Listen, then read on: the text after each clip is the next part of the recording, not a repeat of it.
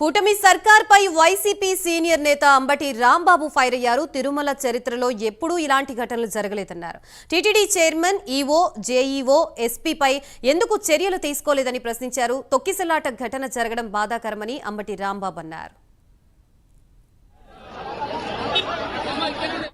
ఊహకందినంత దూరం వరకు కూడా ఎప్పుడు జరగనటువంటి అతి ఘోరమైనటువంటి సంఘటన, అతి ఘోరమైనటువంటి తప్పిదం. ఎవరి మీద మీరు యాక్షన్ తీసుకోవాలి?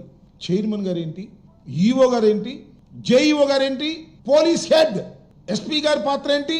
వీరి మీద మీరు ఏమైనా యాక్షన్ తీసుకున్నారా? తీసుకునే ప్రయత్నమైనా చేశారా?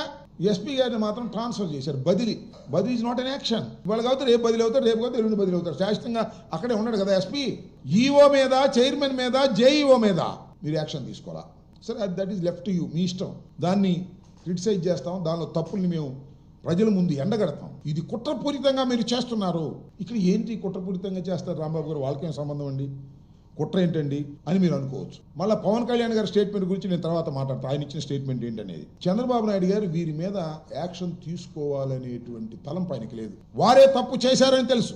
ఎందుకంటే పాలసీ డెసిషన్ ఏదైతే టోకెన్లు డిస్ట్రిబ్యూషన్ కిందే చేయాలని నిర్ణయం తీసుకున్నది ఈఓ, చైర్మన్, జేఈఓ. దానివల్ల ఇది జరిగిందని ఆయన చెప్పారు.